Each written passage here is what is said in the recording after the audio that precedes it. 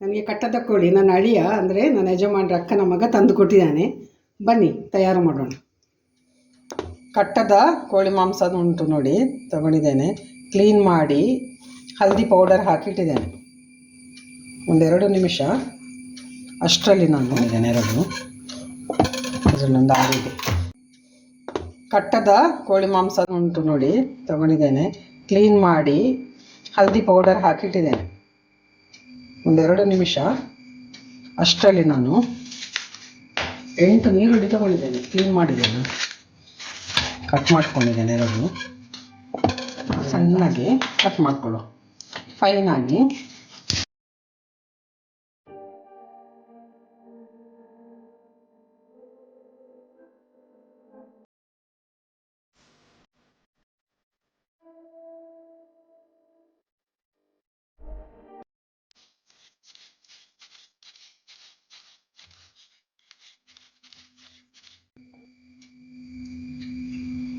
ತೆಳುವಾಗಿ ಕಟ್ ಮಾಡ್ಕೊಳ್ಳಿ. ಮಣ್ಣಿನ ಪಾತ್ರೆ ತೊಗೊಂಡಿದ್ದೇನೆ ನೋಡಿ. 2 ಟೀ ಸ್ಪೂನಷ್ಟು ತೆಂಗಿನ ಎಣ್ಣೆ ಹಾಕ್ಕೊಳ್ಳಿ. 2 ಸ್ಪೂನಷ್ಟು ತುಪ್ಪ ಹಾಕೋತಾ ಇದ್ದೇನೆ.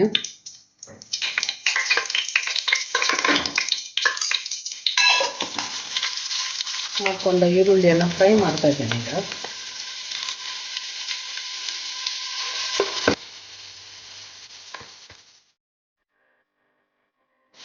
ಸ್ವಲ್ಪ ಬೆಳ್ಳುಳ್ಳಿ ಹಾಕ್ತಾ ಇದ್ದೇನೆ.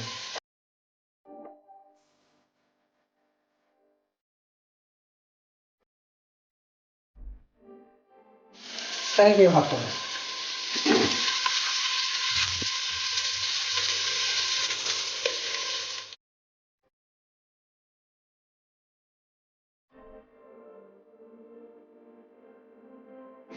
ನೋಡಿ,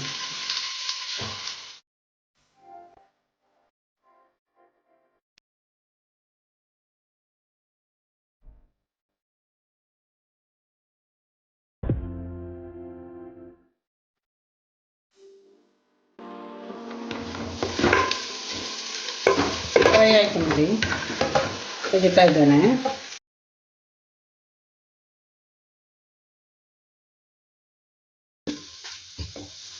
ಹಸಿ ವಾಸನೆ, ಕರಿಬೇವು ಮತ್ತು ಈರುಳ್ಳಿಯ ಹಸಿ ವಾಸನೆ ಹೋಗಬೇಕು.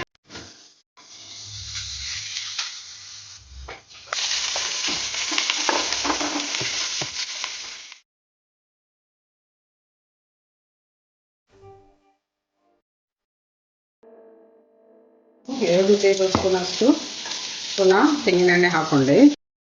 ಅದೇ ರೀತಿ ತುಪ್ಪ ಕೂಡ ಹಾಕೋತಾ ಇದ್ದೇನೆ.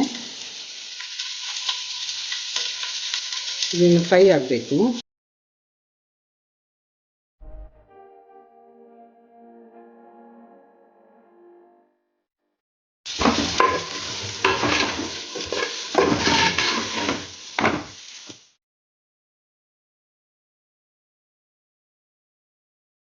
ಕರಿಬೇವು ಹಾಕೋಣ.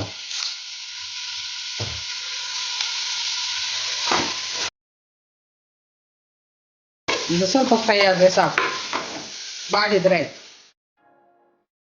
ತೊಳೆದಿಟ್ಟ ಸಾಕ್ತಾ ಇದ್ದೇನೆ ನೋಡಿ.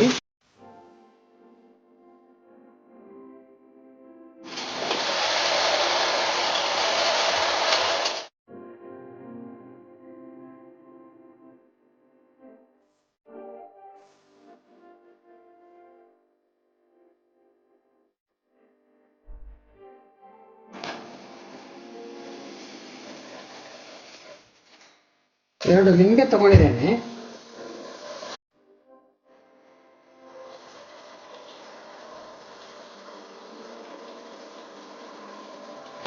ನಿಂಬು ಜ್ಯೂಸ್ ಹಾಕೊಂಡೆ. ಇನ್ನು ಇದರಲ್ಲೇ ಬೇಯಿ ಮುಚ್ಚಿ ಬಿಡುವ. ಒಂದು ಹಬೆ ಆಡಿದ ಮೇಲೆ ಮತ್ತೆ ಉಪ್ಪು ಹಾಕೋದು. ಬೇಯುವಷ್ಟು ಹೊತ್ತಿಗೆ ನಾವು ಮಸಾಲೆ ರೆಡಿ ಮಾಡುವ. 2 ಮುಷ್ಟಿ ಹಾಕೊಂಡು ನಾನು ಗಿಡ್ಡ ಮೆಣಸು 1 ಮುಷ್ಟಿ ಹಾಕ್ತಾ ಇದ್ದೇನೆ. ತವವಾಗಿ ಫ್ರೈ ಆದರೆ ಸಾಕು. ಸ್ವಲ್ಪ ಕೊತ್ತಂಬರಿ ಮತ್ತು ಕರಿಬೇವು ಹಾಕೊಂಡಿದ್ದೀನಿ. ಇದು ಕೂಡ ಬಿಸಿ ಆಯಿತು. ಇನ್ನು ಮಸಾಲೆ ರೆಡಿ ಮಾಡುವ.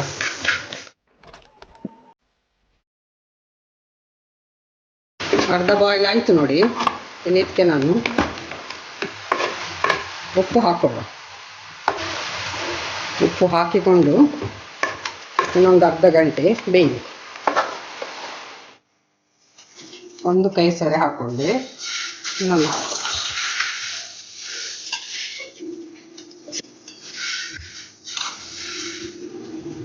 ಒಂದು ಕೈ ಸರಿಯಷ್ಟು ಹಾಕ್ಕೊಂಡೆ. ಪೂರ್ತಿ ಇಲ್ಲ, ಅರ್ಧ ಟೀ ಸ್ಪೂನ್ ಅಷ್ಟು ನೋಡಿ, ಸ್ವಲ್ಪ ಮೆಂತ್ಯ, 1 ಟೀ ಸ್ಪೂನ್ ಅಷ್ಟು ನೋಡಿ ಕರಿಮೆಣಸು, ಇನ್ನು ಮೆಣಸು ಹಾಕೊಳ್ಳೋ. ಮೆಣಸು ಹಾಕ್ತಾ ಇದ್ದೆ ನೋಡಿ, ಒಂದು ಮುಷ್ಟಿ.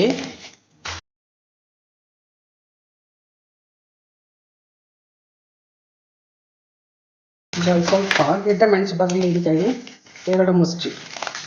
ಒಂದು 3 ಕಟ್ಟದ ಕೋಳಿ ನೋಡಿ, ಸ್ವಲ್ಪ ಖಾರ ಜಾಸ್ತಿ ಇರಬೇಕು. ಇನ್ನು ಇದನ್ನು ಗ್ರೈಂಡ್ ಮಾಡ್ಕೊಳ್ಳುವ. ಸ್ವಲ್ಪ ಅರಿಶಿನ ಹುಳಿ ಹಾಕಿ ಗ್ರೈಂಡ್ ಮಾಡುವ. ಮತ್ತೆ ಇನ್ನೊಮ್ಮೆ ಮಸಾಲೆ ಮಾಡುವಾಗ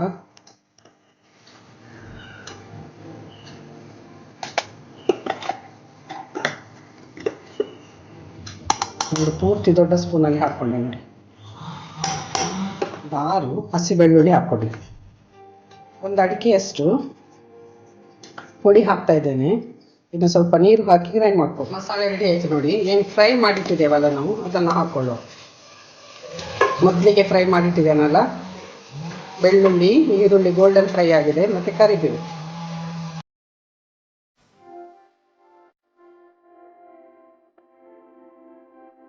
ಬಾಯ್ಲರ್ ಆಗಿ ನಾವು ಈ ರೀತಿ ಕದಡಿಸಿದ್ರೆ ಮಾಂಸ ಏನು ಬಿಡುವುದಿಲ್ಲ. ಗಟ್ಟಿ ಕೋಳಿ ಅಲ್ಲ. ತೆಂಗಿನ ತುರಿ ತಗೊಂಡಿದೆ ನೋಡಿ. ಸ್ವಲ್ಪ ಅರಿಶಿನ ಹಾಕಿ ಫ್ರೈ ಮಾಡ್ಕೊಳ್ಳಿ.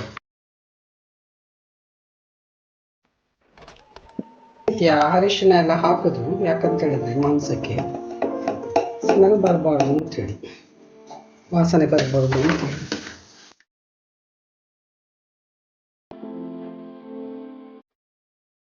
ಫ್ರೈ ಆಗಿ ಹೋಗ್ಬೇಕು, ಅಷ್ಟು ನಾವು ಫ್ರೈ ಮಾಡಬೇಕು. ಸ್ವಲ್ಪ ಹಸಿ ಈರುಳ್ಳಿ ಹಾಕ್ತಾ ಇದ್ದೇನೆ ಇದಕ್ಕೆ. ಅದರೊಟ್ಟಿಗೆ ಇದು ಬಾಡಿದ್ರೆ ಸಾಕು. ತೆಂಗಿನ ತುರಿ ಚೆನ್ನಾಗಿ ಫ್ರೈ ಆಯಿತು, ಸಾಕಿನ ಇದು ಗ್ರೈಂಡ್ ಮಾಡು. ಫ್ರೈ ಆದ್ದನ್ನು ನೋಡಿ, ಅದೇ ಮಿಕ್ಸಿಗೆ ನಾನು ಹಾಕೋತಾ ಇದ್ದೇನೆ.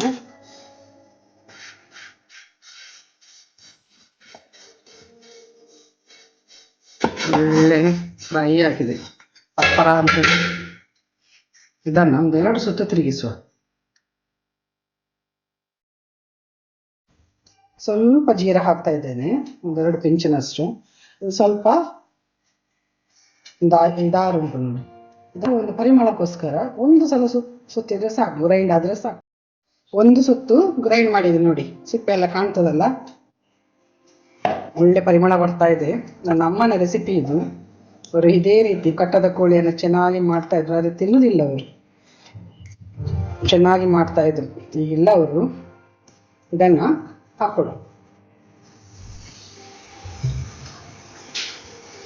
ಪೂರ್ತಿಯಾಗಿ ಹಾಕೊಳ್ಳುವ.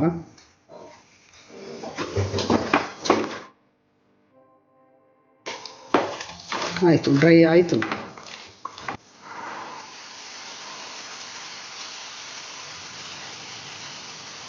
ಆಯಿತು ನೋಡಿ, ಬಾಯಿ ಮುಚ್ಚುವ. ಗ್ಯಾಸ್ ಆಫ್ ಮಾಡ್ತಾ ಇದ್ದೇನೆ.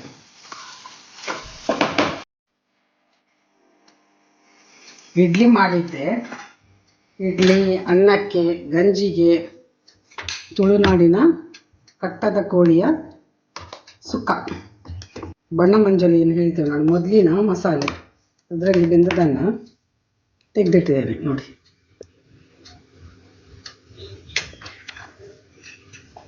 ನಾವು ಮೆಣಸು ಸ್ಪೈಸಸ್ ಎಲ್ಲ ಹಾಕ್ತೇವಲ್ಲ, ಆ ಮಸಾಲೆ. ತೆಂಗಿನ ತುರಿ ಹಾಕಿದ ಕೋಳಿ ಸುಕ್ಕ ಇಲ್ಲಿದೆ. ಕಟ್ಟದ ಕೋಳಿಯ ಸುಕ್ಕ.